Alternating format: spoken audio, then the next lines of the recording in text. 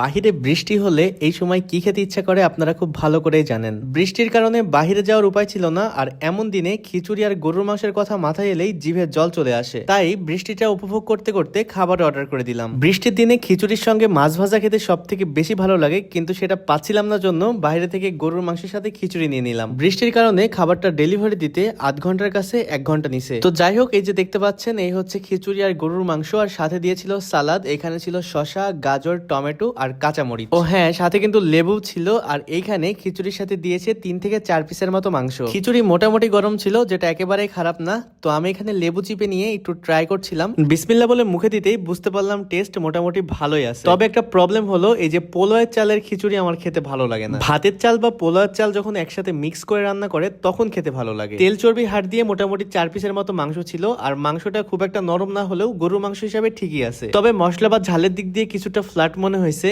খুব তৃপ্তিদায়ক না হলেও কিন্তু খারাপ না। এই খিচুড়ির দাম নিয়েছিল 280 টাকা, যার কোয়ান্টিটি আমার কাছে একজনের জন্য ঠিকঠাকই মনে হয়েছে। তবে দামের তুলনায় স্বাদ বা পরিবেশন এক্সপেকটেশনের মতো হয়। বৃষ্টির দিনে খিচুড়ি খাবার অভিজ্ঞতা হিসাবে খারাপ না। আমি তো ঘরে বসে খিচুড়ি খেয়ে বৃষ্টিটা উপভোগ করলাম। আপনারা কিভাবে বৃষ্টি উপভোগ করতেছেন অবশ্যই কিন্তু কমেন্ট করে জানাবেন। আপনারা এরকম টাইপের ফুড রিলেটেড ভিডিওগুলো অনেকেই পছন্দ করেন। তো ভিডিওটা কেমন লেগেছে অবশ্যই কমেন্ট করে জানাবেন। আল্লাহ হাফেজ।